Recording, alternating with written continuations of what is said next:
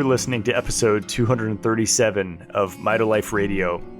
I'm your host, Matt Blackburn, and today I'm interviewing Kiley Woodland on Fluoroquinolone toxicity.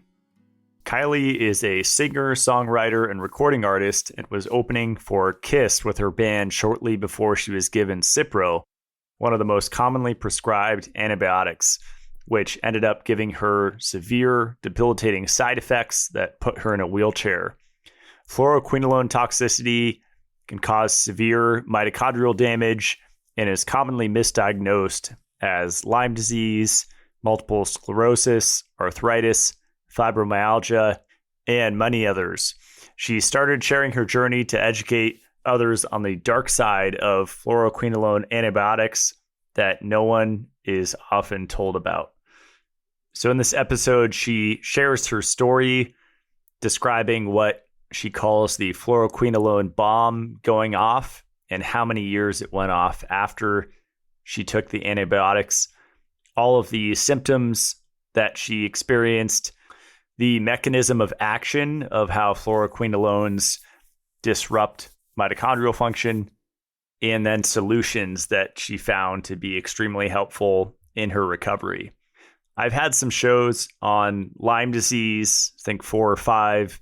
I've had some shows about COVID. And what's so interesting about fluoroquinolones are they mimic all of these different conditions with the fatigue, muscle stiffness, brain fog. Kiley talks about how long it took to even figure out what was happening to her. So this is a really important topic to spread awareness about because a lot of people are dealing with it. And I think Kiley provides some really great solutions. So enjoy the show. Here is Kiley Woodland.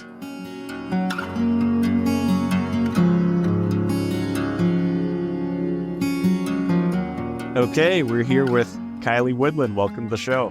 Thank you, Matt. I'm so stoked to be here with you today. Yeah, this will be a really interesting show. This is one of those topics when I bring it up on social media, people go crazy, say, I'm so glad you're talking about this. It ruined my life. And I've actually had one show on it, talking about fluoroquinolone toxicity and how you can start to detoxify from it.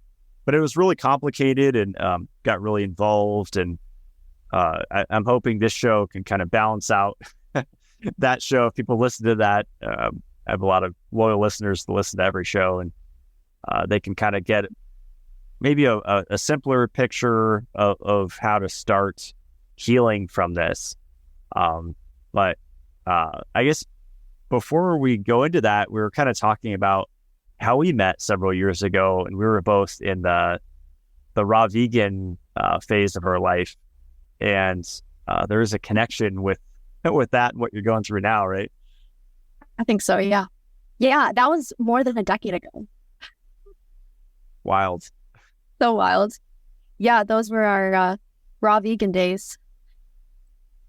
Fluoroquinolone antibiotics and essentially just like turned my life upside down. So I'm very happy to be sharing the information I wish was available before, this happened to me.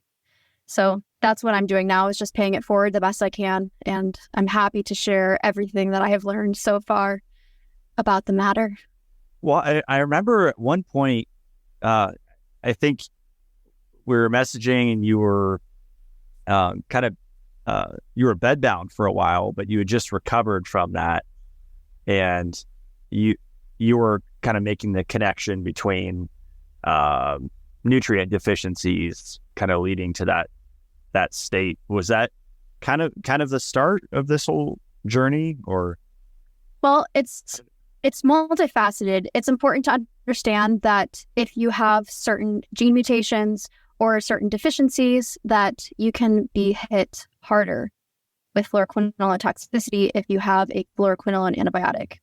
So at the very start of it, I would say it's dependent on a lot of things. A lot of people take this antibiotic, which is known as Cipro, Levaquin, Avelox, among a few different other names. And the overarching name of the antibiotics are called fluoroquinolones. So with that said, if you have things like anemia, magnesium deficiency, if you have certain gene mutations like VDR or MTHFR, you will be more susceptible to an adverse reaction if you take a fluoroquinolone antibiotic. Again, I'm not a scientist or a doctor, obviously, but this is my understanding of it all. And if I had known those pieces at that time, I was definitely magnesium deficient. I was definitely anemic, and I knew that I was anemic. But of course, I didn't know the correlation between the two, and I have MTHFR. So, what about the VDR? You have that as well? I'm not sure if I have VDR, but soon enough, I will know whether or not I have it. But yeah, I would definitely recommend, if it was me talking before, if I knew what I knew now before this happened to me, I would say check your iron levels, get blood work done to know what your vitamin D and magnesium levels are, and do some genetic testing to know, where you have these mutations. Absolutely. And then it keeps going, right? Because there's this connection between vitamin A and vitamin D with the RXR receptor, with the VDR, and then there's an ROR, and then there's also vitamin K2, of course, and then vitamin A, which you're basically not getting all those fat soluble vitamins on the vegan diet, which we were on for several years. I was born and raised vegan for 28 years of my life. So I never had any animal products before 28 years old. And then at 28, I had some pain in my side, some stomach pain. And it got to the point over a few weeks where I could not get out of bed anymore. So I come from a very holistic background. My parents had their own garden. They practiced Chinese medicine. I was doing my own acupuncture on myself when I was 5 years old. That world is very familiar to me. And the kind of pharmaceutical world is not.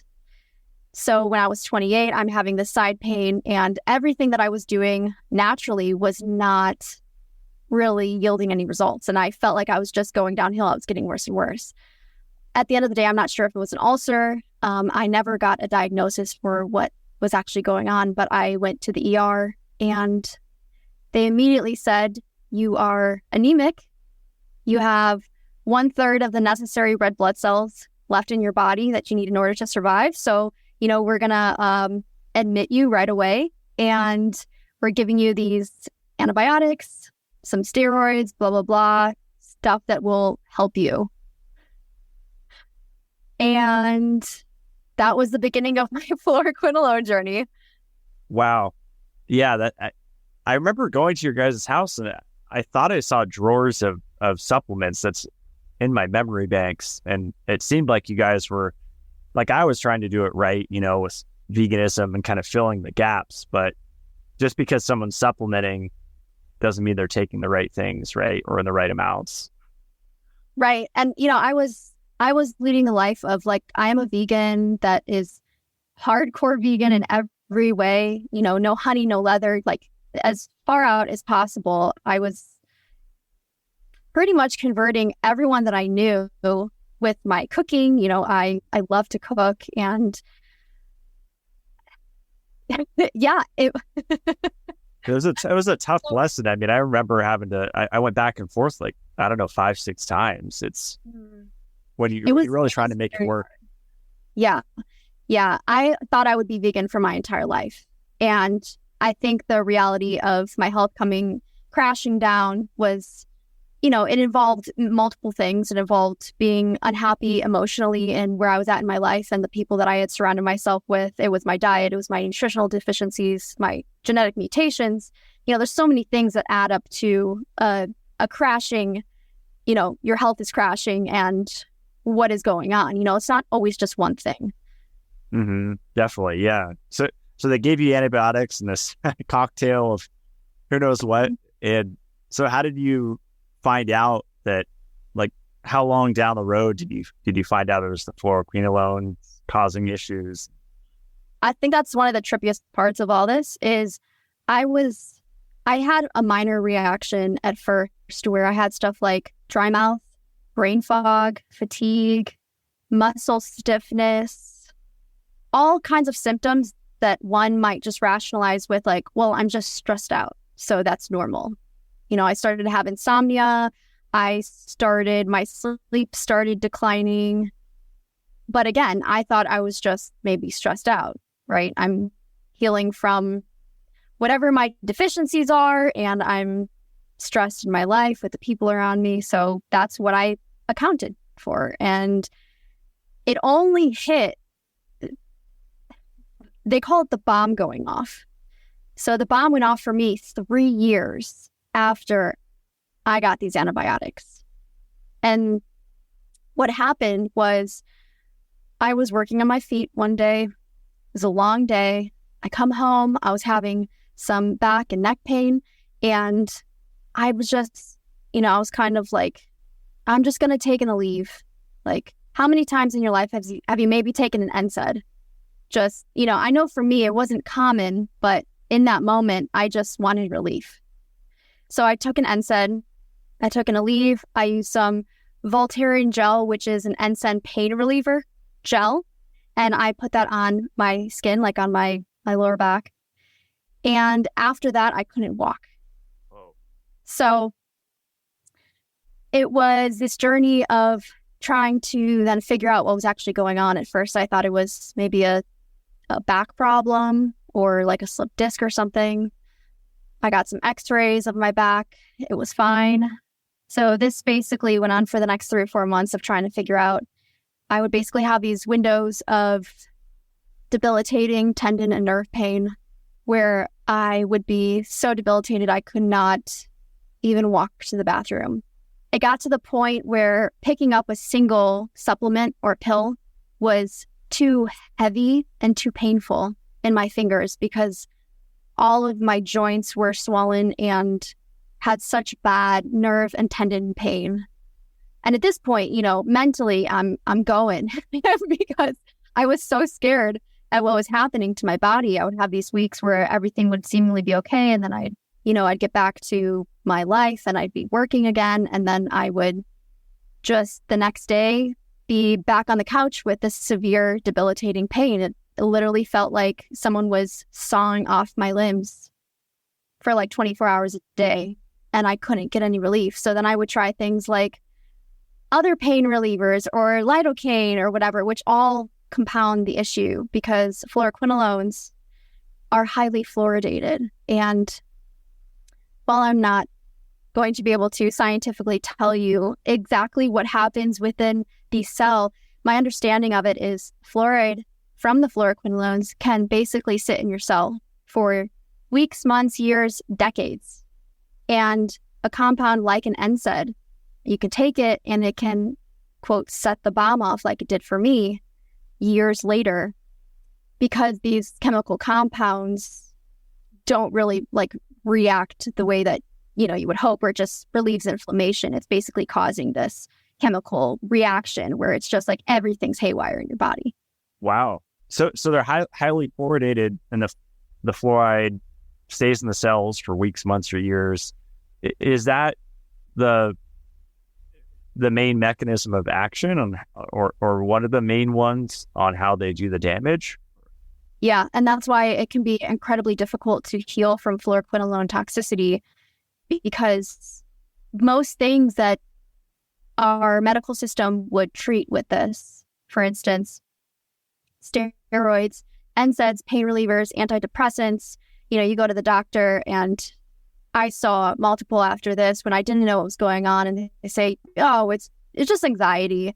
Take an antidepressant. It's here, have some pain medication. All of these things compound how badly you might react in the first place to fluoroquinolones. So that's the first thing is if you have reacted to fluoroquinolones or if you've had any kind of symptoms at all, it's really important to be as careful as possible with pain relievers, NSAIDs, steroids, other antibiotics, anti-inflammatories that could exacerbate your issues.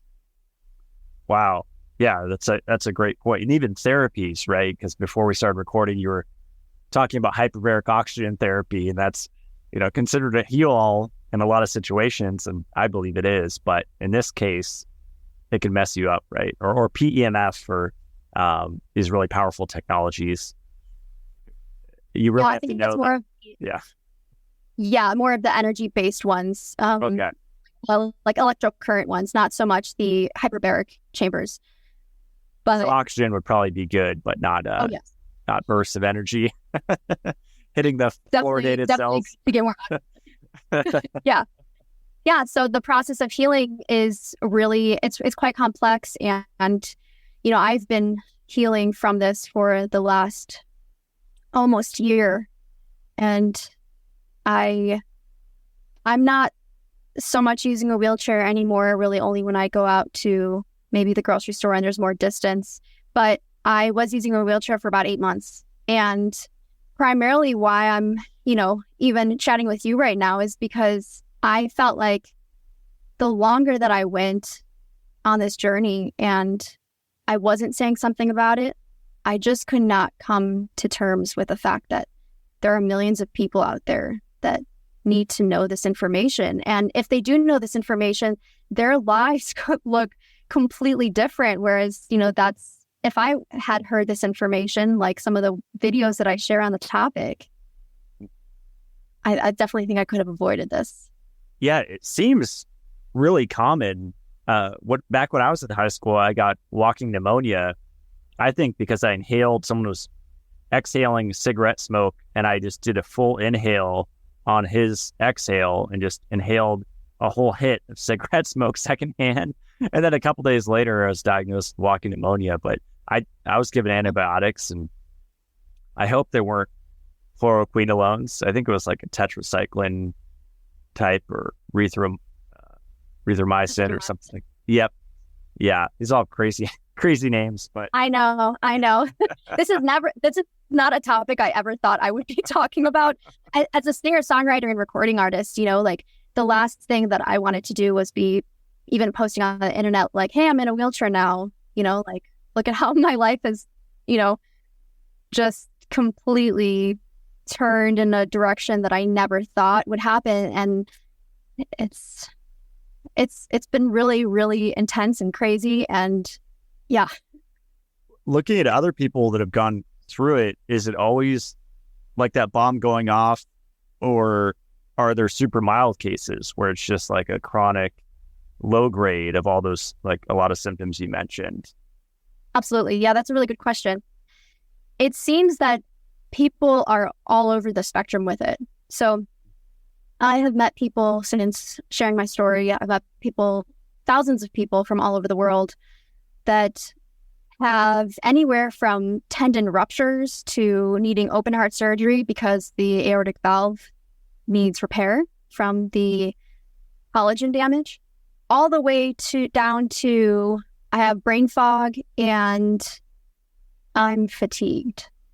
So I think it's really important to understand that there's a very large spectrum of reaction. And what happened to me is not rare. A lot of people say, well, that was just a rare adverse reaction. But since sharing my story, the amount of people that I have heard from is absolutely shocking and quite sad, because even though I have had to basically re-engineer my entire life since I was floxed, and it put me in a wheelchair, and it's still causing me sometimes severe debilitating nerve pain and tendon pain, there are cases that are so much more severe than mine, where it's, 22 tendon ruptures. And, at the end of the day, I feel very grateful for how much it's affected me versus, like the kind of thing where it can always kind of be worse. But in the case of fluoroquinolone toxicity, it seems to affect everyone completely differently. And I would say my observation is how you lived your life before being floxed, your diet, your lifestyle, your genetic mutations, your stress levels, like everything affects it. That makes sense. Yeah. And if someone has the perfect storm of all the right mutations, or you could say wrong, or all the, deficiencies, then they could just have amplified effects. That's really interesting. You said it causes collagen damage. That's Is that, I think you just started on my jellyfish collagen, not to plug my product in the middle, but Oh my gosh, like, yes. like vitamin C helps I too. will happily plug it. Absolutely, yes. I just started recently, like a week and a half ago, oh my gosh, I'm so excited. Your jellyfish collagen, and it has helped my pain tremendously. I could not believe the relief that I started to feel from it. So Wow. I mean, it makes sense because if your collagen's being broken down, you need more building blocks to repair and make new collagen. So that would probably help to have those amino acids coming in. Amino acid therapy is incredible. That's the next show I'm recording on. I think, going back to our vegan adventure, it's like just missing the 20 or 22 amino acids, that's going to alone cause so many issues. So. Right? Especially when you're growing and you don't have any of that. I mean, I can look back on pictures when I was a child and I have severe bags under my eyes. And I always wondered why that was. And it wasn't until I was older that I drew the correlation to iron deficiency anemia. And knowing that, if I had known that years prior, before saying, yes, I consent to taking this antibiotic because I trust you, doctor, my story would look completely differently.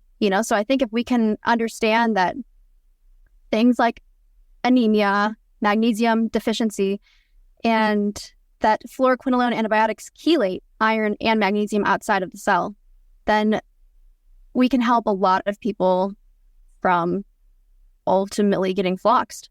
You said they chelate which mineral? Iron and magnesium. Both. Out Wow. of the cell. Wow.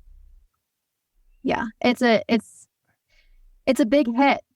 And even right now, I'm doing everything to build my iron saturation, but it's a long journey of getting back to normal levels. You probably saw my work the last several years where I was just shouting from the mountaintops that everyone has too much iron. And now that's the predominant, popular, trendy message is that everyone's iron overloaded. But I mean, when you mix, especially a lifetime of plant-based like us, 30 years here predominantly, I just didn't like meat growing up, with potential fluoroquinolones, it's like, you're not going to be overloaded, right? You're going to have iron deficiency issue. So Right. And potentially the bomb just goes off and you can no longer move and you're paralyzed in your own body. So it's definitely a really great footnote to know. And I think we could avoid that a lot in our medical system if people were tested for simple things like that. Mm-hmm. One question I had, can the bomb go off like 15 years later, 20 years later? Have you seen stories where it's like a long time after exposure? Absolutely. Yeah. I met someone who experienced the bomb going off 30 years later. Wow. Yeah. That's rough. So rough. Yeah. So that can be, the bomb can go off simply because you took something like I did, like an NSAID or antidepressant, a steroid, anything that also has a fluoride chemical compound. It's like aspirin being there. Yeah. So if I risk taking anything like that for the foreseeable future and potentially years, decades down the road, I could potentially reflux myself.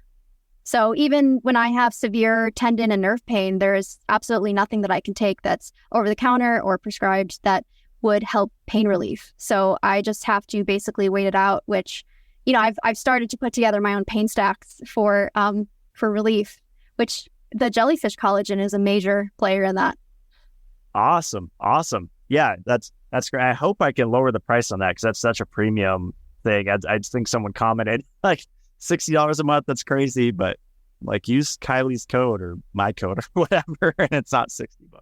I think for the quality too, and that's something I really appreciate about what you have always done. And like being your friend for a long time, I've always seen you just be in this space of like quality products and taking pride in your work and really putting your best foot forward to help people the best that you can with the information that you have. And like as someone who uses Mitolife literally on the daily, it means so much that there are products out there and people like you who create products like Mitolife that really genuinely help your issues. I feel like a lot of supplements and products on the market these days there's so many fillers. And, recently I went to our local supplement store and I was buying a zinc because I needed it that day. And I turn over the ingredient label and there's yeast extract, which is MSG. And I'm like, why is there MSG in a zinc product? So just at the end of the day, from like myself, and I know from thousands of other people who I've talked to who love Mitolife, like, thank you. And your effort to create such quality products is so appreciated. Well, I really appreciate that, Kiley, the kind words. Yeah, I have the same experience because I'll need something and I'll go out to the health food store and I have to consume, fillers, magnesium stearate, silica that's not bamboo silica. And, I'm still alive. It's not a big deal, but I guess one of my goals is to kind of switch people over to bamboo silica, but also to like biodegradable bottles, which I'm working on to switch all the products over to bottles that break down in the environment. Yeah, like under 20 years and not like hundreds of years. But there's so many upgrades that could be done and people just aren't doing it. So anyway, enough about Mitolife. Let's go back to the topic. But I really appreciate that. It's relevant. I mean, yeah, especially when you're going through such a severe health crisis, you need stuff that like legitimately works. And the amount of things that even I have tried to mitigate symptoms, as regardless of what the price is, you get to a point where when your health is failing, you just need relief. So right. It definitely, it means so much more than I can even express. And it just, as your friend, like, it's really cool to see the progression of that. Thank you. I appreciate that. So I wanted to get back to the fluoride thing because I started talking about that. Was it late last year topically, with the context of dental health, and that's just something I've been diving into the last year, just because I see a lot of 90% of people, even in the health community, having dental issues, whether it's major gum receding issues or cavities that form, and it's one of those things where it's just like getting cosmetic work done, like you just can't tell because you could hide it, right? Yeah. So right. It's one of those things that people could hide if they're having issues and continue giving their message that you don't have to floss or brush your teeth or whatever their message is. Right. But are those certain people's messages? Oh yeah. I mean, in the carnivore kind of like primal community, like you don't need a toothbrush. Oh, I've seen those reels. Right. You're just going to brush your teeth as you rip off the meat off the bone or something. So I'm just curious about like the mechanism, and not, you have to go super, super in depth, like crazy, but with the fluoride thing, like theoretically, if you got that sucked fluoride out of the cells, are you like cured from this, or is there more to it? My understanding, that's more or less how it is. I think essentially what we've learned through this is you want to detox the fluoride out of the cell, and then you want to remineralize. And so if you start with those two things, understanding that fluoroquinolones chelate iron and magnesium out of the cell, so you're going to be severely depleted in those and likely a whole host of other minerals. So you want to essentially overwhelm the system with minerals and work to over a year or two, or for quite an extended period of time. Again, everyone's different, so it's hard to say one size fits all with this, as does anything. But the notion is you detox the fluoride and then you remineralize. And if you start with those two things, I think the journey to healing is, basically laying the groundwork for the cells to repair themselves. Now, I do not know if you can ever fully detox 100% of the fluoride, but I'm on that journey of, learning and figuring that out. So I think it's important to know that fluoroquinolones mistake your healthy cells for bacteria and attacks your healthy cells. So it's essentially killing everything good and bad, which is why they should be used as a last line drug. And our own FDA, there are countless reports and studies on fluoroquinolones put out by our own FDA that says fluoroquinolones should be used as a last line drug. So that means you are in the ICU and you are in sepsis. You might die. Are fluoroquinolones necessary here? They may, in fact, just save your life, but they are commonly overprescribed for all sorts of things like ear infections. They're prescribed in eye drops for your eyes. They're prescribed for UTIs, stomach stuff. Like, they're prescribed for so many things. And I think it's essentially because they can, mitigate an infection very quickly, but they also kill everything good. Now you're making me scared because last year I had a corneal abrasion from not wearing protection while I was limbing a tree above my hot tub. And I think they prescribed me steroids, though, not antibiotics. But now I'm going to check after this interview just in case I dosed myself in my eye with fluoroquinolone. Yeah, they're very commonly overprescribed. And that's kind of the crazy part to all of this is they should be used as a last line drug. Mm-hmm. And aside from getting the word out and trying to help people become more educated on the topic, that's something that I think that needs to change with our system, because the amount of diseases that this is disguised as, that is commonly misdiagnosed as, is like Lyme disease and arthritis and fibromyalgia, MS, and a whole host of other things, because it causes mitochondrial damage throughout the body. So it can attack your brain, your heart, your kidneys, your gut, your central nervous system. And this appears differently in everyone. So a lot of times, if you go to a doctor, the general consensus is, we'll give you an antidepressant because clearly that's just anxiety. And we're not really educated as a system to understand what to do with fluoroquinolone toxicity. And even alternative doctors, like, I remember we were talking off the air, you told me you went to so many different alternative doctors that had some understanding of this issue. But it's like every condition, everyone has their own like protocol for it, right? And I think everyone's looking for like the silver bullet. I mean, that's common questions I get on social media. Matt, what do you recommend for this? What do you recommend for this?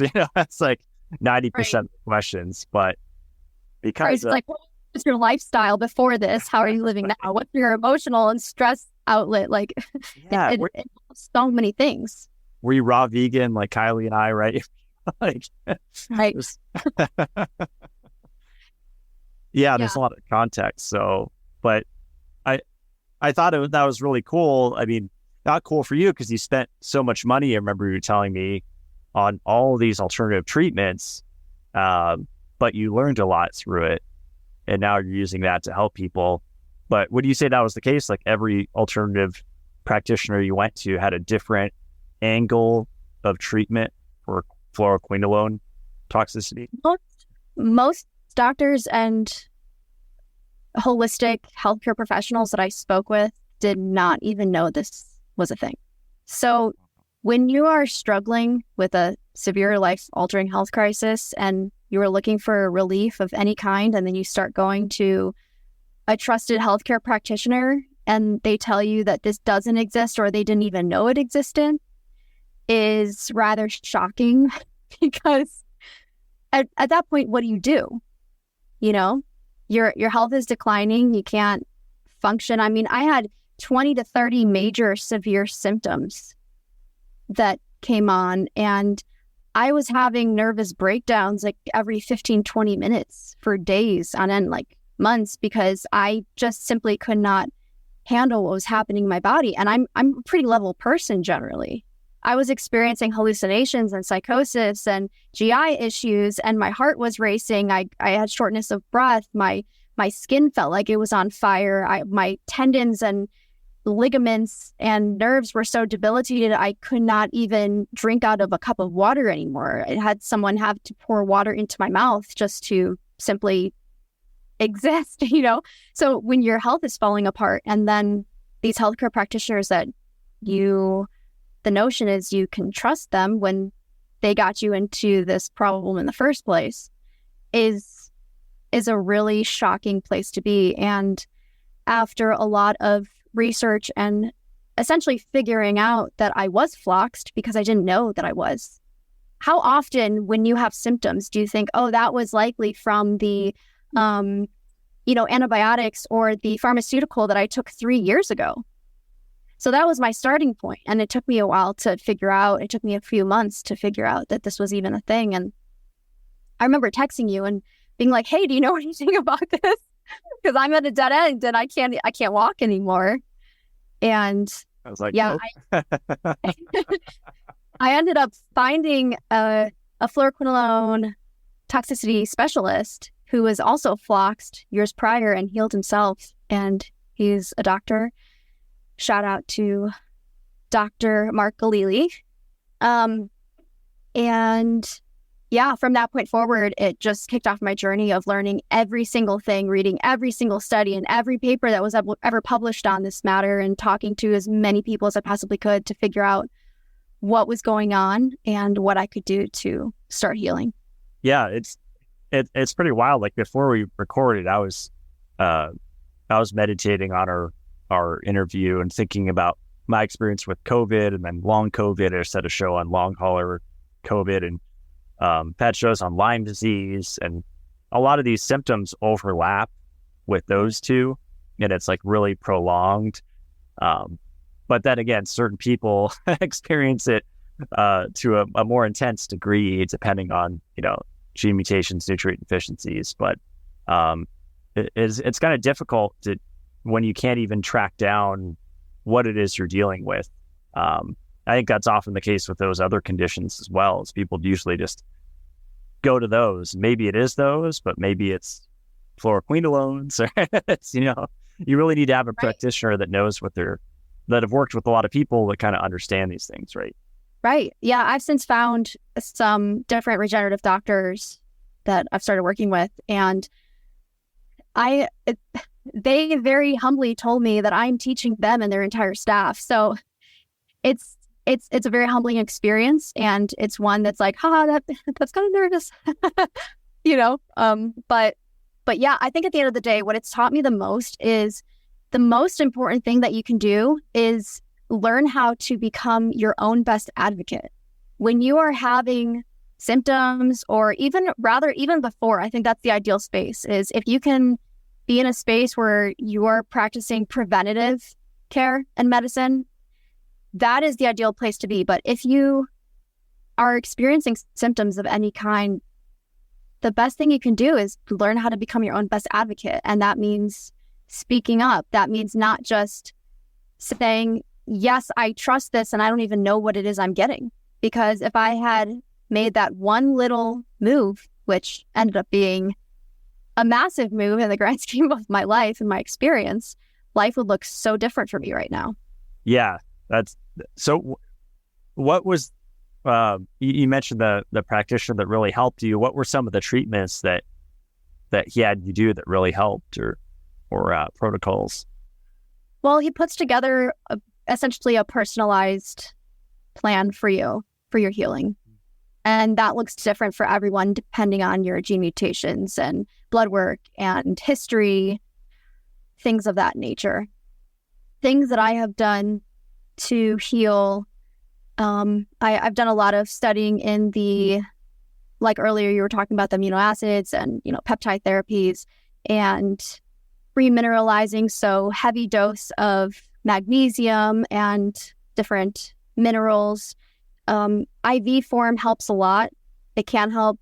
A lot of times people in this area will experience a mast cell activation response or a histamine response where the body starts rejecting certain supplements. And it's one of those things you kind of discover as you go. What I found that helped me a lot with that is different mineral IVs. So The other important thing to understand that if you're getting a mineral IV and you're suffering with this, or you're helping someone who's suffering with this, is to avoid B6.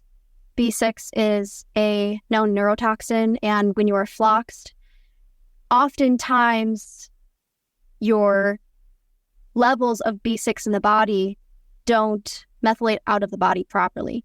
So when you take it, it can essentially cause a reaction of sorts. And again, this is different for everyone, but it's a general consensus that something like that can be detrimental for floxies. And is that for the active form? Because I know like the pyridoxine, just the cheapest form, that actually makes me itchy. It's an interesting reaction that I get, especially if I kind of high dose it relatively, like 20 milligrams, 30 milligrams or something, or even 50, 60. But P5P, I don't get that effect at all and seem to have a benefit, especially for sleep. I don't know if there's... I actually don't know the answer to that. Oh, yeah. And it might be one of those things where it's, again, genetics. I mean, it's so complicated with how everyone reacts differently to not only every supplement and every vitamin and mineral, but the form, right? So maybe it's an individual thing that. Right. And while I'm not a doctor or anything, and I don't give medical advice, certain things for the detoxing, like antioxidants, like glutathione and ALA, alpha lipoic acid, vitamin E, all of those things can be really super helpful. So some people respond better to like a glutathione IV. I really do great with that. And I've actually been putting all of this into a guide for essentially just everything that's been helping me to heal. So at this point, it's like well over 100 pages just because the whole thing is so complex, but I'm hopeful that that can help other people too. That's great. Yeah, I'm looking forward to reading that. Did you mention NAD treatments? You tried that as well? Help? Yes, lots of NAD. Yeah, I mean, NAD is the powerhouse of the cell, so it can be really, really helpful for anyone suffering with fluoroquinolone toxicity. What I found to be helpful is really focusing on a large amount of mineral IVs before that. So you essentially like prep yourself for that. You prep the body. Interesting. Okay. Wow. So, 3 or 4 mineral IVs of maybe magnesium and glutathione and zinc and B12 and things of that nature to give the body more support. Did you get the adverse reaction? I've yet to do an NAD IV. I've only done the patches. And I get a weird skin reaction with the iontophoresis battery charge patches for some reason. I just have super, super sensitive skin. But I haven't tried the patches, only the IVs. Okay. Yeah, they're a lot cheaper. I think it's like $100 for 500 milligram dose. I don't know what the IVs are. Probably several grams, I'd imagine. Oh, for the patches? For the IVs, because the patch is like 500 milligrams each dose, each patch. But you can slap on 5 of them at once or something if you wanted. Yeah. How did you feel after using one? Pretty good. I mean, I just got back from California and I, not to go too much into that, but I just don't do well in that city environment and dry environment. And I was just feeling kind of fatigued and just overly stressed and fatigued. And I was just using those every day, even though I'd get the skin reactions to it. And I think it did help me make it back to the forest, get my energy up. So that's awesome. Yeah, I've learned that through this whole process, like everyone's needs are so bio-individually different. And it's a bit of a guessing game. It's a bit of just a learning experience of trial and error. And I'm not sure that a one size fits all. I've been experiencing that certain supplements and things that I was using 6 to 9 months ago really helped. And now my body's kind of like, nah, not anymore. So I think regardless of fluoroquinolone toxicity or not, if whatever it is that you may be struggling with or up against, it's important to really tune into your body and how it feels. Certain things like fatigue or brain fog or whatever, these quote minor symptoms that we don't really equate to something that's, causing it, or this is potentially an adverse reaction, is a warning sign. It is your body saying, something's going on, listen to me, and the more that those symptoms, again, regardless of what it is that you're dealing with, get more or less, it's your body talking to you.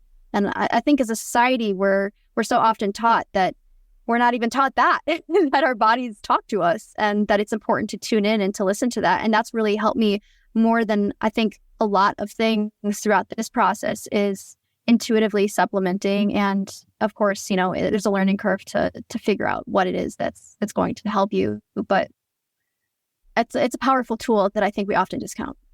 It's a lot more affordable than paying for all these tests, right? I mean, I love tests, but now that I'm back, I want to do all the organic acids test and mitochondrial cheek swab, and I have all these cool tests I want to do. I did have a question for you, Kiley. Vitamin D, I know that's another trendy thing, especially the last 3 years, but I've gone so deep into that and just come out the other end with a more balanced approach to it. Again, genetics. Like some people with mutations just don't make as much vitamin D from the sun. It's just a fact. Those people need to supplement. That's a fact. And so curious if in this journey you got your 25D tested and if you saw any connection with that. Absolutely. Yeah. Mine was really low, like extremely low. And I even got, I think it's the 50 milligram or something, shots to get your vitamin D levels back. And even when I had that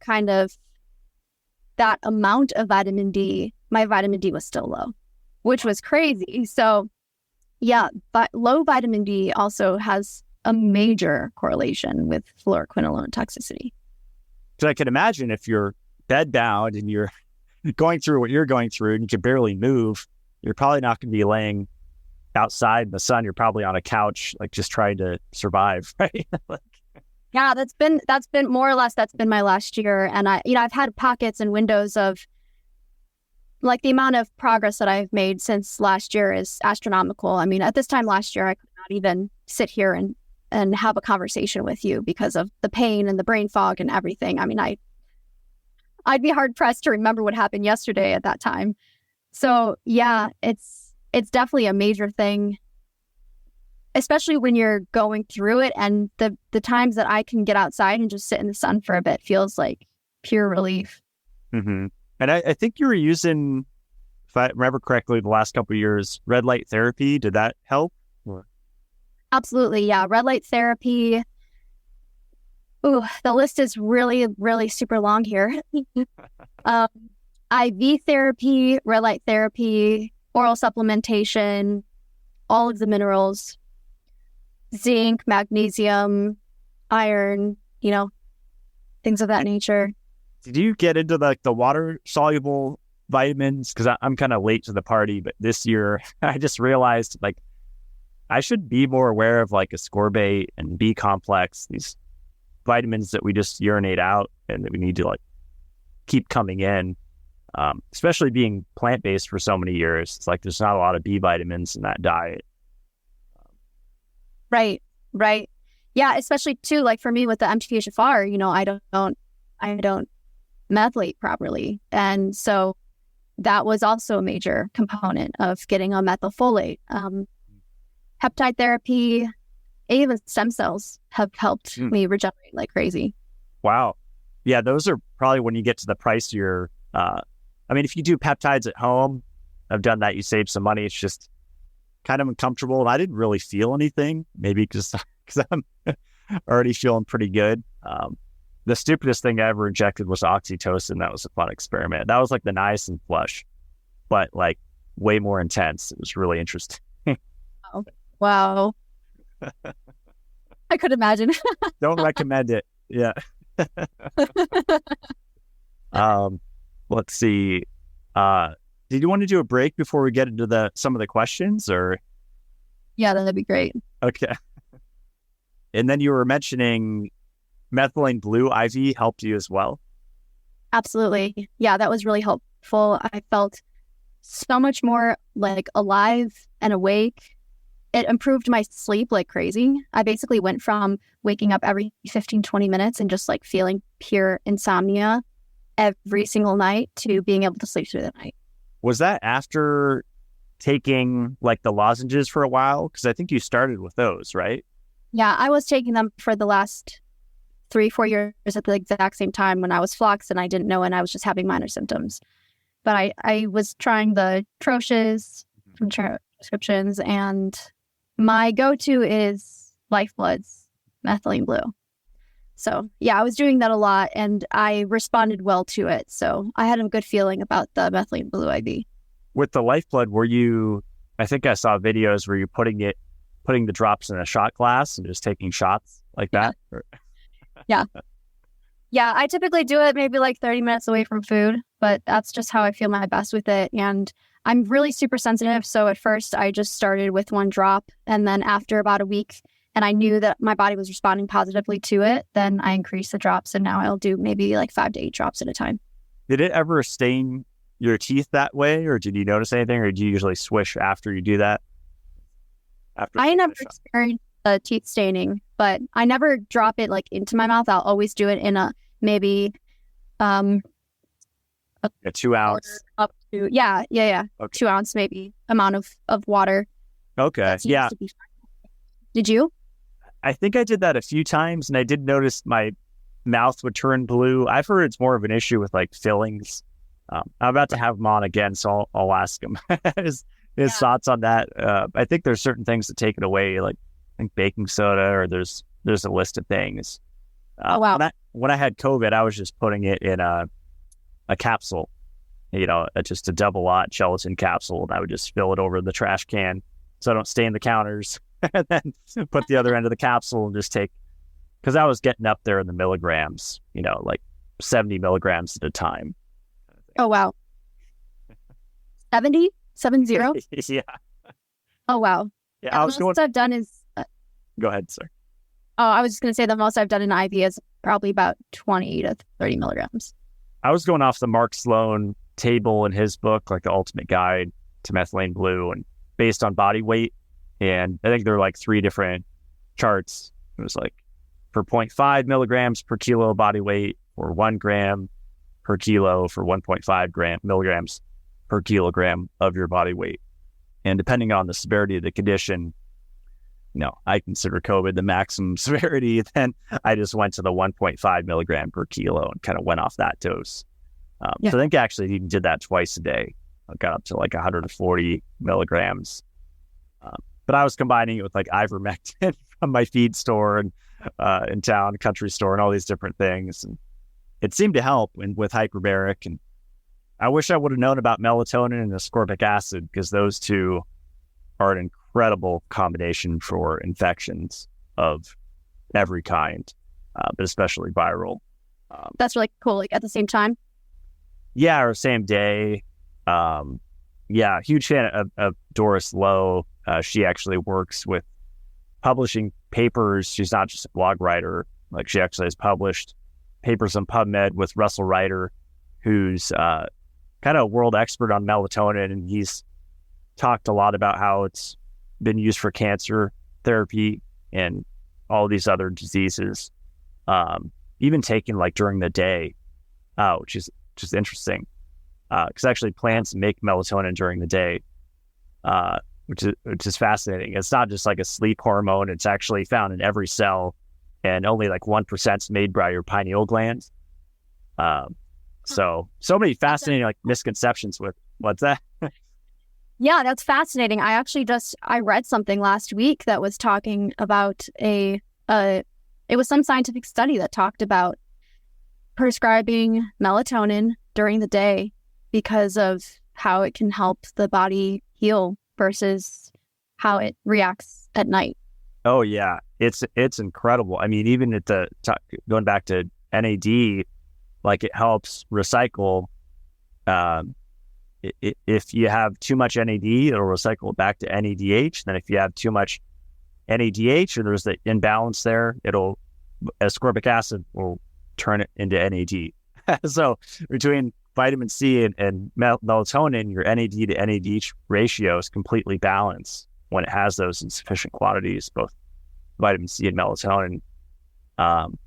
It's pretty foundational. I've been playing around with it, and like Doris recommends for COVID, based on your body weight, thousands of milligrams. People are afraid to take 30, 60. Last night I took 120. I think my maximum dose of taking is like 500 milligrams at once, but we only absorb a small amount of it. Right. So people forget that, just like every supplement, you're not, what it says in the supplement facts, that's not what you're necessarily getting in your cell. That's just what's in the capsule. So, right. Yeah. Man, it's so fascinating. Yeah, it definitely goes deep. Vitamin C has also been really helpful for this. Awesome. What did you do? Because I know there's the difference. Like, I think when I talk to people about vitamin C, like especially on the street, when I'm out and about, they're like, "Oh yeah, I know vitamin C IVs, for COVID that saved me," and they usually just go right to that high dose, mega dose IV into the vein.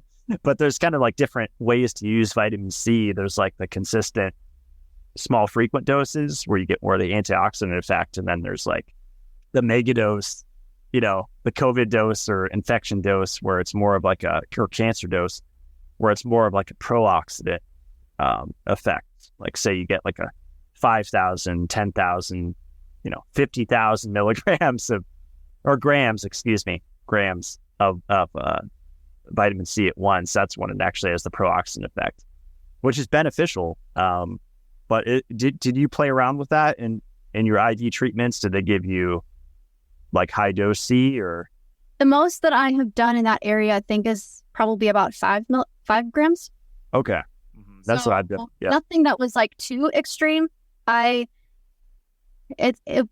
was definitely a learning experience of feeling immense fear for every single thing that I was trying post-floxing, because, if you take one thing, or in my case, sometimes it's important to understand that sometimes a doctor will give you, depending on what it is that you are there for, an antibiotic stack with another antibiotic, which is, for instance, an example of this would be like what I got, which was Cipro and Flagyl, which are 2 antibiotics. And Flagyl essentially makes Cipro more powerful.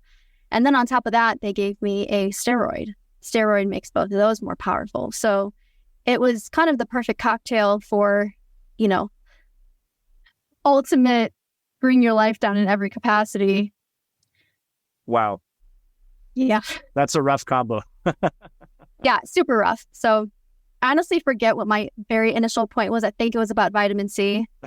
That's one of the benefits of the brain fog is like, I feel like I've healed most of the brain fog that I was experiencing in the neurological symptoms, but it definitely comes on every now and again where I'm a little bit like, what day is it again?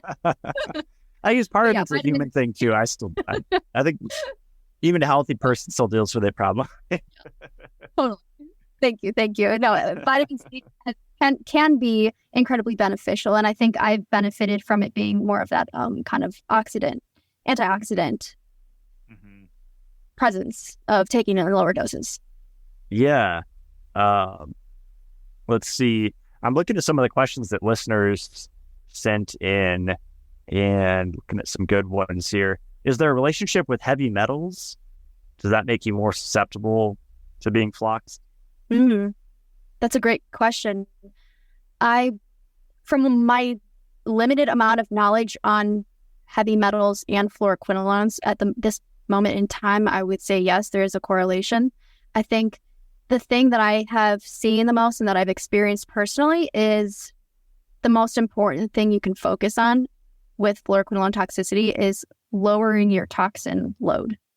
So, there's toxins from our food and the source that how it's grown or how our soil was taken care of. There's toxins in the pharmaceuticals we may have gotten or an antibiotic that we got 10 years ago. There's toxins in a candle that you burn in your house or what your laundry detergent, how your water source is. Like there's toxins in all these areas of our lives, right? Not to mention the environmental toxins that are out there. So if you can start to essentially evaluate every area of your life where you can lower your toxin load, I think is incredibly important. And I have seen personally a faster trajectory of healing than some other cases that I've heard of and spoken with, just simply by lowering my toxin load in all of those areas. And I've also spoken with a few people who have done chelation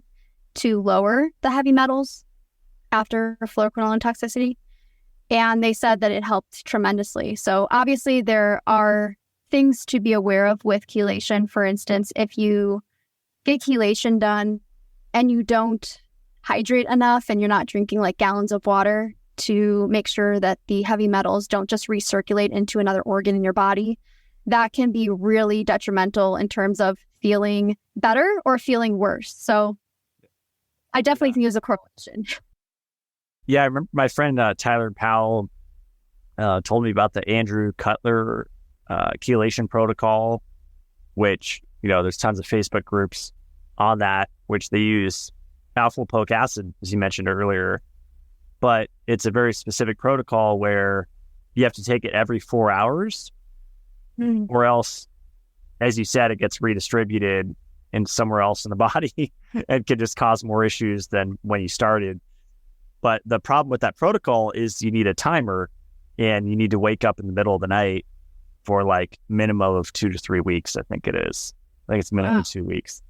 So just for that reason, because I like sleeping uninterrupted for at least 7 or 8 hours, I could not do that protocol. But with mercury toxicity, supposedly that is one of the easiest, cheapest, most effective. But you just have to be really careful to be on it with the timer. And I know there's like DMPS, DMSA, which you can do every like 8 hours, I think, with one of those. I think it's DMSA or something. But anyway, yeah. I'm glad you mentioned water too, because it's funny, being down in California, I had the whole house water filter, reverse osmosis. It was like a massive system, double filtered with the Mitolife filter.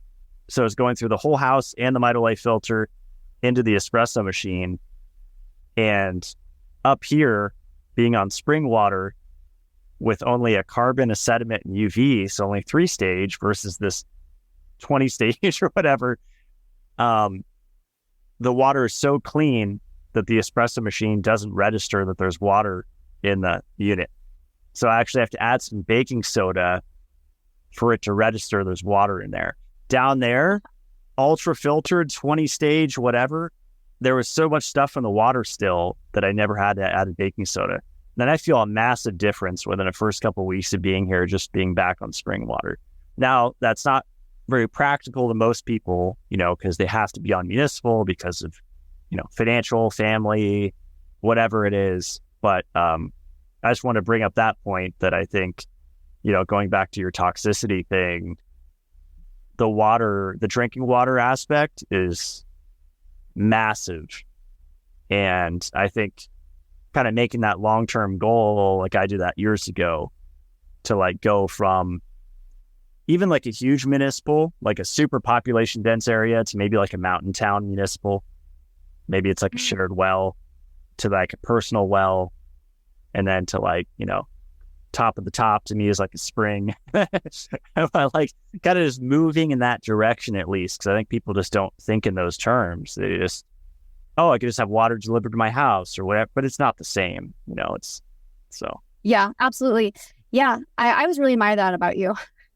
It's like you're always striving for the next best thing, which is just major things to learn from that. And I've learned a lot through just like being there for other people who are also going through this. And what I think is interesting is that whether you're floxed or not, and it's just like you're just interested in wellness or taking care of your health in whatever way that you can improve, or you have certain symptoms or genetic, whatever it is understanding that the whole toxin load thing, it makes such a big difference in our lives. And I think sometimes in ways that we don't even anticipate. So sometimes I'll get messages that people are like, well, I'm taking all the vitamins and all the things, I'm doing all the stuff and consuming. And why aren't I getting better? And I think a lot of times it's due to that toxin load. So getting air filters and water filters and even something like the fluoride toothpaste, like something like that for me can potentially throw me back into a loop of really terrible symptoms. So it's just understanding, I think, that everyone has different bio-individual needs. And going back to the whole veganism thing and thinking when I was growing up, my past programming was, oh, well, everyone could thrive on this diet. And that is just, in fact, not the case at all with anything. Is even something that works for me right now, being floxed and healing from fluoroquinolone toxicity, may not work for someone else who's healing from this. Or as you mentioned, like a year later for you, right? Like what's working now, a year later, you might have to switch it up. Right. I think about that often with the fat-soluble vitamins. It's like they're stored. And so, maybe dosing up on D or certain ones for a while, but you should be able to hold on to that if you're in balance for a while after that. Right. Yeah. And I think the blood test is like such a good indicator. It's a good starting point, because I know for myself, when all of the kind of hearsay on vitamin D was going around in the wellness community, I definitely felt like kind of afraid with that and supplementing it. So I did it for a while. And at that time, I was already floxed. So had I known, no, it's not your fault. I mean, it's really easy nowadays to just see something on social media and to be like, oh, that's maybe that's what I should follow, But I started getting results personally when I really started to silence the outside noise and started trusting like what I have internally and knowing that I already have the answers like that I need. They exist within me, and maybe they haven't really been like unlocked yet or tapped into yet. So how can I do that? And I experienced that having lost complete like function over my body and just being able to basically lay there and stare off into space, then that's when I really started to tune in like what my body actually needed. And all the answers started flooding in. I mean, it's not to say that I was like, oh, I need 200 milligrams of this, but it was more of a spiritual experience and understanding like, okay, there will be things that really work for me and things that don't. And when I'm drawn towards a specific something, and this is just kind of a general broad answer to the topic, but to really trust that. And I think all too often we get comfortable outsourcing our power, and we get comfortable thinking, oh, this person, this influencer or this person on Instagram, whatever, is going to have the answers to my problems, or my doctor is going to save me, when it's just not the case. Like nobody knows what it feels like to be in your body. So that should be the starting point, in my opinion, when you're struggling with something, is to really tune into that and to ask, okay, what are the solutions that I need? Ask the question and then be receptive to receiving the answer. Yeah, that's awesome. And it sounds like that's a great way to get out of this information overload thing, because that's a common thing I hear from people is, I'm so confused because I'm hearing this over here and this from you, and they're polar opposite. I'm like, if you're in that state, you're in an imbalanced state just from being in that space. You have to like take a step back and get into what you're saying, like with the intuition and stuff. Because if you're overwhelmed and confused and you have information overload, you're completely ignoring that intuition side of yourself. And you shouldn't be stressed from information. It should be exciting and fun and interesting. It shouldn't be confusing. It's like... Right. An example of that for me right now is like, I'm drinking 2 to 4 electrolytes a day minimum, and I feel great on that. I need the extra potassium and salt and magnesium and nutrients that's in it. But someone else who's not dealing with being floxed, 1 a day may be enough or maybe too much because you have too much sodium, So what works for someone else may not work for you. And yeah, I think silencing the outside noise and just simply turning your phone off, or at least turn it on do not disturb. It's a good starting point if anyone out there is wondering, like, how do you even do that? I'm so overwhelmed with everything out there. I'm overwhelmed with the information overload. Start by practice getting silent. Silence your phone. I love it. Yeah, I'm always proud of myself whenever I forget my phone and I go somewhere Like, I'll leave it behind. I'm like, okay, I'm in a good mental state. Like, and I appreciate, yeah, I appreciate the Apple Watch. I have one, I have it in airplane mode a lot, especially if I'm driving and I'm not expecting a call, just for the monitoring of, heart rate and blood oxygen is pretty interesting using light. But it's a good way to leave behind your phone, because if I'm waiting for a call, take some ascorbic acid to mitigate the radiation going directly into my blood a few millimeters away, and I don't worry about it. Have my magnesium, my vitamin C, and I don't have my phone on me. And to me, that's healthier than stressing about having an Apple Watch on me. But yeah, absolutely. I definitely think sometimes the stress of stressing about these things, getting seed oils or whatever it is, can cause more stress than what those, not to say that those are great for your body, but if you are caught in this stress loop all the time of, I'm so stressed out because I'm just worried if I'm going to consume them or not, then, stress causes so many different illnesses, or it can just add to your illness. Just take vitamin E, right? That's exactly. I start eating French fries again. Oh my God, French fries. I've been avoiding potatoes because it seems to flare my symptoms a little bit. Tear. But yeah, there's so many interesting things about this, and I have some downloads in my bio of like triggers that can happen post fluoroquinolone toxicity, and certain things like any other quinolones, tonic water, wow, B6, antidepressants, any fluoridated pharmaceutical. Let's see, vinegar. We just learned that one last week. That was a hard one to learn.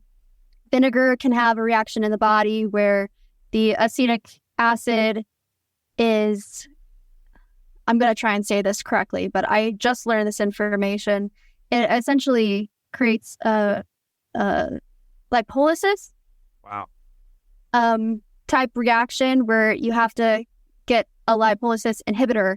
So things like citric acid and, blueberries or certain fruits for the flavonoids and stuff can counteract this.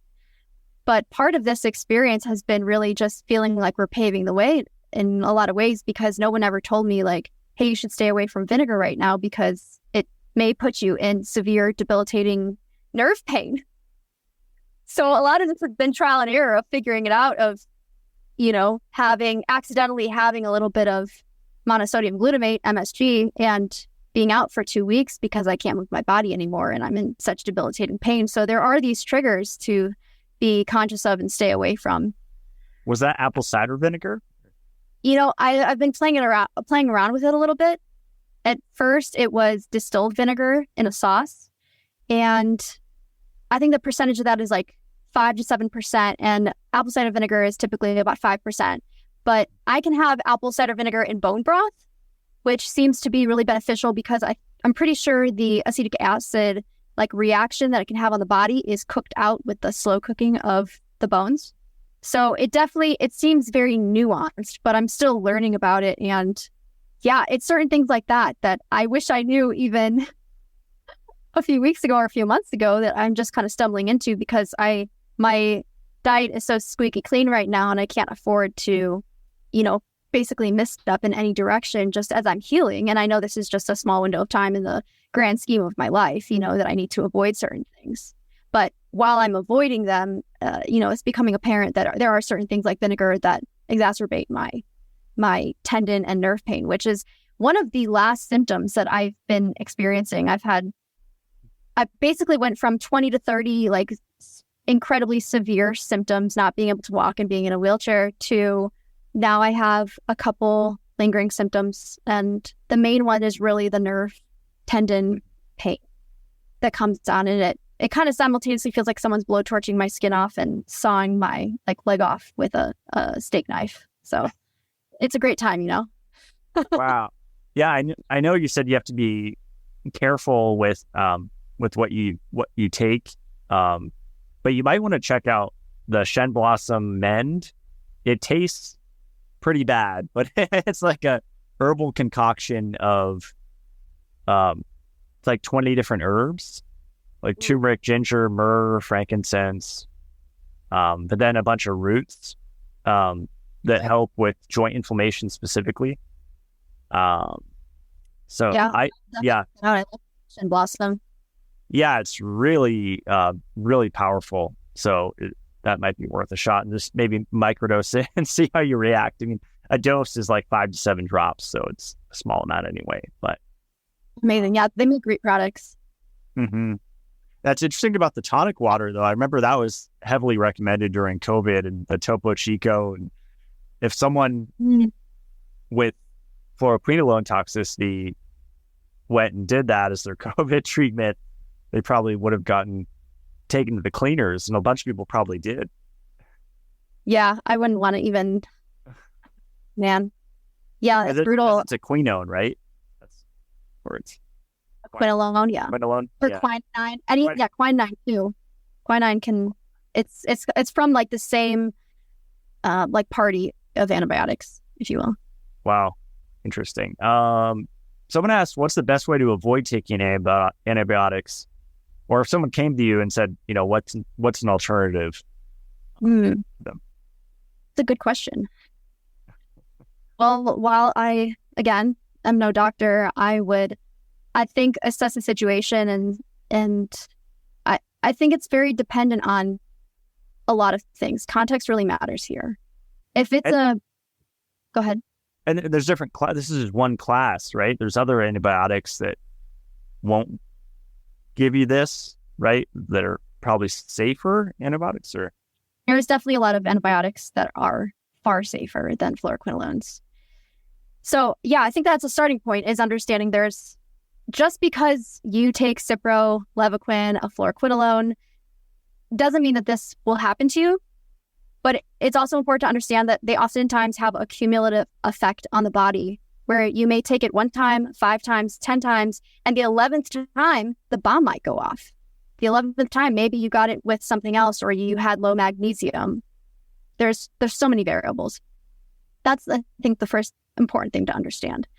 The second thing is that if you have an infection, fluoroquinolone antibiotics, according to our FDA, are not first-line drugs. That means they should be used in a life and death situation. And if you are in fact, a life and death situation, they may just save your life. So the risks in that situation might outweigh the benefits may outweigh the risks in that situation. After that, I think there are, multiple things that you can do for an infection, depending on where it is. Again, the context matters in this case, but I know ozone therapy can really help a lot with infections. I know that I have read that in certain studies, methylene blue has been used in sepsis shock situations to reverse it. So that's pretty fascinating to me. I would definitely look at those areas first before just taking a fluoroquinolone, because the risks are so vast. And yeah, I think context matters. If you have something that, again, is incredibly severe and they say, we don't think you're going to live or survive this, yeah, it may be helpful. But if you have something like an ear infection or a UTI, stomach issues, again, they're prescribed for so many things, and they're really overly prescribed at this point. So the first point to me is to be aware of the fact that doctors are prescribing this and often over-prescribing it for all sorts of minor things. But yeah, I think at the end of the day, there are a lot of natural things that you can do for infections. Like you said, even, vitamin C, ascorbic acid, and melatonin at high doses, right, can help for infections and things of that nature. Yeah, ozone's a great recommendation too.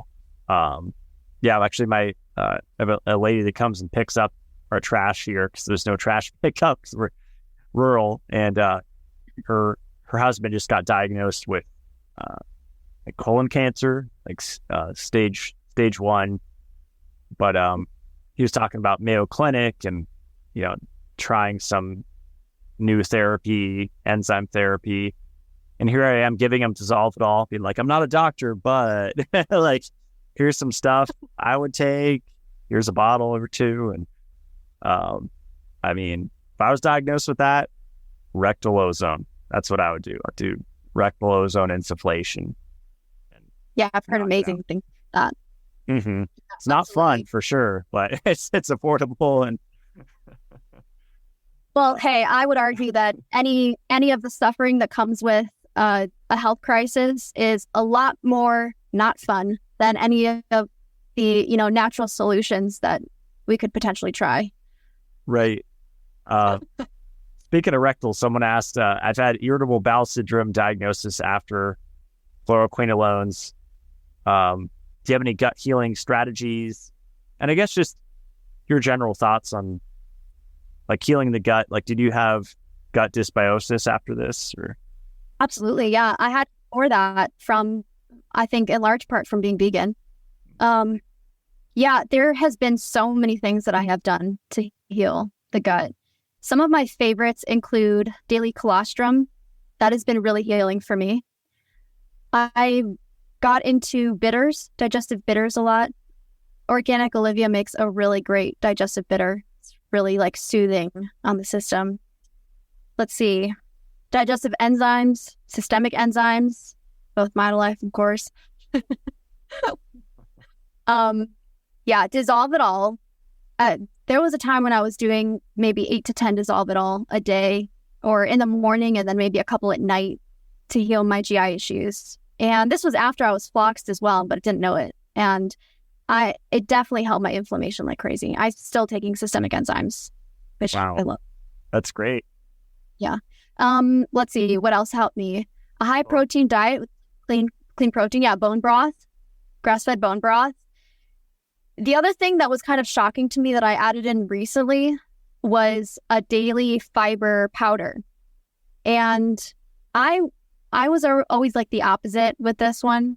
I for some reason had a I don't know, all this misconception about fiber. And that one helped me a lot. I think if you have like gut issues, again, it's context really matters in this case, but sometimes fiber can really, really help. And for me, it wasn't as much about the fiber I was getting in like leafy green vegetables. At that time, I had such bad like GI issues and mast cell activation with the histamine response that I had to cut out all leafy greens. I just couldn't deal with them anymore. I would consume them and my stomach would hurt even more. So something like a fiber supplement may in fact really help.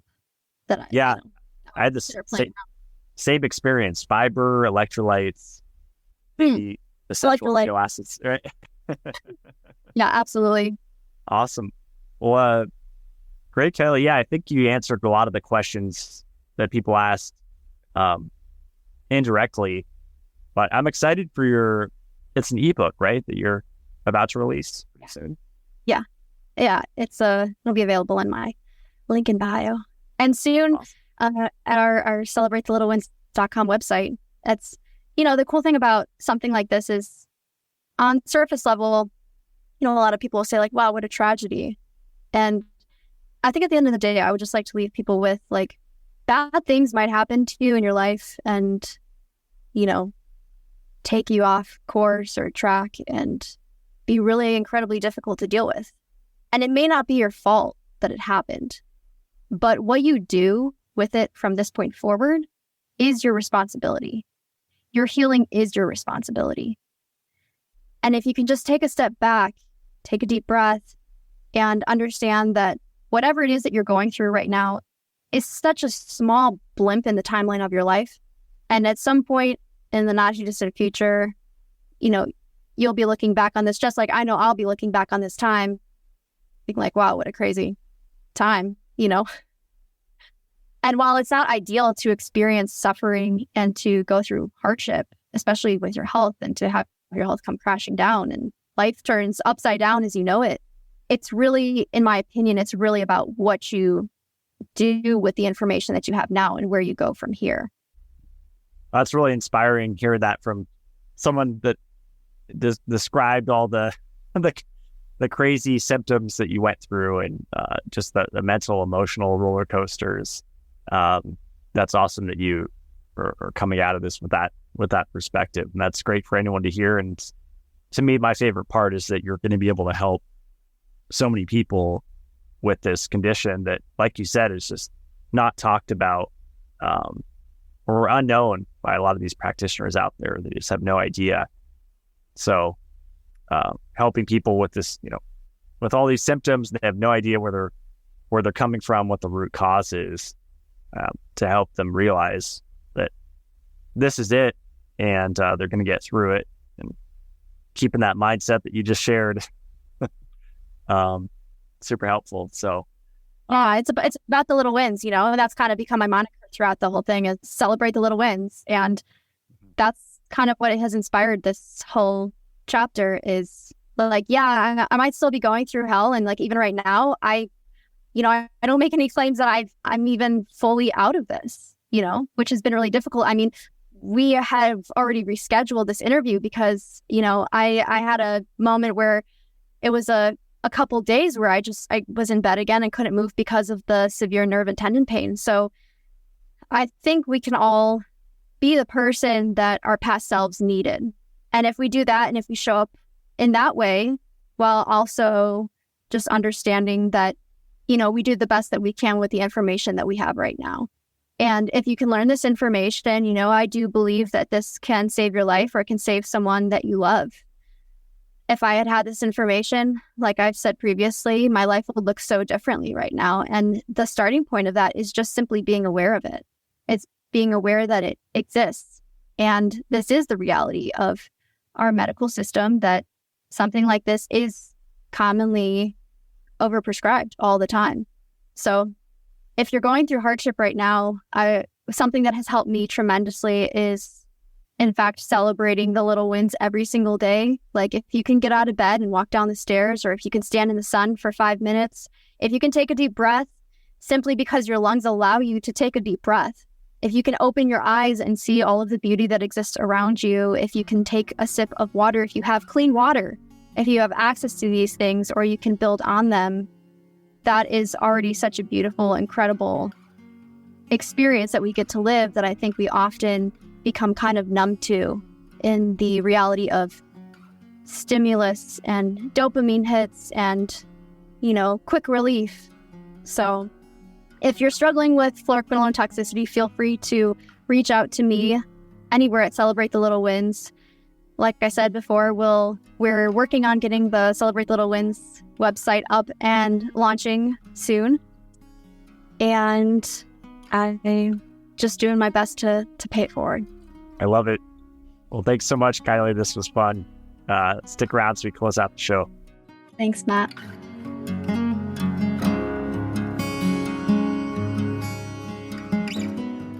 That was a really interesting conversation. I can't believe it could take up to 30 years for the fluoroquinolone bomb to go off. And when you start searching on PubMed for fluoroquinolone-induced adverse reactions, it gets pretty wild. One I have pulled up here is from 2015. It's called Fluoroquinolone-Induced Serious Persistent Multi-Symptom Adverse Effects. And I'll just read a small segment from it. It says, fluoroquinolones are widely prescribed antibiotics, reportedly becoming the most common class of antibiotics prescribed to adults, used to treat pneumonia, sinusitis, bronchitis, and urinary tract infections. It's also employed for prostate procedure prophylaxis, among other indications. Tendinopathy is among the most distinctive and best recognized fluoroquinolone adverse effects, and has been shown to entail mechanisms of oxidative stress and mitochondrial toxicity. These mechanisms explain other reported adverse effects, including muscle, cognitive, central nervous system, psychiatric, peripheral nervous, and gastroenterological adverse reactions. Fluoroquinolones have been found to induce delayed mitochondrial toxicity and cytotoxicity, providing a foundation for reported occurrence of delayed fluoroquinolone adverse effects. That's the scariest part to me, is that someone can go, like Kiley said, up to 30 years before these effects fully manifest themselves in full expression. And I can imagine, as Kiley dealt with, going to various different health practitioners to try to get to the root cause of the issue. But as Kiley said, most of them are ignorant to fluoroquinolone toxicity and how to go about treating it. I really like that she emphasized the importance of gene mutations and nutrient deficiencies in tackling this from an individual level. And I think this really goes for all conditions, because depending on one's genetic single nucleotide polymorphisms or SNPs and their deficiencies from maybe being plant-based like Kiley and I were, or from whatever else, just not having access to high quality nutrition, that's going to affect both how hard someone's hit from a certain condition and also how well they're able to recover from whatever condition it is. So keep an eye out on Kiley's social media. On Instagram, she is Celebrate the Little Wins, and she's working on coming out with an ebook that's going to go into all of the solutions that helped her and she believes can help a lot of people that are experiencing fluoroquinolone toxicity symptoms. So keep an eye on her social media, but also to the show notes. Whenever it goes live, if it's after the show is posted, I'll update the show notes so that way you guys can access her ebook on how to recover from fluoroquinolones. My website is matt-blackburn.com. You could read about my CLF protocol and then see all of my recommended products. I'm still loving the Update energy drink that has 200 milligrams of paraxanthine per can. I'm drinking those in between meals and usually just once a day. And lately I've actually been experimenting, especially while we're busy unpacking, just going back to espresso with a little bit of maple syrup and seeing how I respond to that, and really just tuning in to my nervous system and noticing any difference between that and the Update energy drink. And the best way I could describe it is the paraxanthine extract from caffeine is just a cleaner energy. Because I'm a slow metabolizer of caffeine, meaning I break it down more slowly than someone that's a fast metabolizer, I'm getting less of that paraxanthine from my espresso shots. But I'll be doing many more experiments, taking very specific stacks with my espresso, timing it at different times of the day and seeing how I react. I think that's the best way to learn, is through self-experimentation. You know, everyone likes to be handed the solution, but the solution is always going to be individual. And you might say, what about your CLF protocol? Well, that's a skeleton. That's a starting place. And after you implement those things that I talk about in that protocol, then you could start to individualize it and see even greater benefit. My brand is called Mitolife. You can find that at mitolife.co. Our newest products are zinc carnosine, jellyfish collagen, and encephalon, which is a cognitive support 3-ingredient product. I'm not a fan of putting the whole kitchen sink in there, and what's called fairy dusting with ingredients, is a lot of these liposomal tincture products often do. This only has 3 ingredients with sufficient amounts to actually give you an effect. So ginkgo biloba at 120 milligrams, the extract, phosphatidylserine at 200 milligrams, both of which decrease cortisol, by the way, and then BrainFit, which is a really powerful microalgae extract that's been shown in 7 preclinical trials to improve short and long-term memory and increase the speed of decision making and decrease oxidation in brain lipids, so the fats in your brain, even in extreme oxidative stress situations. And the never-ending water filter update, I actually just got my own unit yesterday and hooked it up, and I think you guys are going to really love it. It looks really nice. It's really heavy duty. It's not going to break in shipping. I've had multiple water filters shipped to me over the years, and when it got to the house, there was a little crack and the whole unit was inoperable because of that. That is not going to happen to our unit because it's really built like a tank. And the latest update, as far as I know, is the first week of September. They will be out. So once again, just keep an eye out on the website and social media, my page and Mitolife, and we'll announce the day that it's back in stock. Check out the Mitolife Academy. That's on YouTube. It's $15 a month.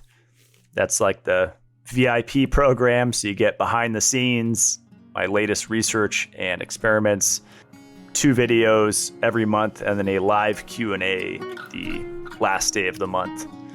So I hope you all are staying cool out there. It's been the mid-90s here in Idaho with no AC, but we're making it through, and before I know it, it's going to be winter and 30 degrees again.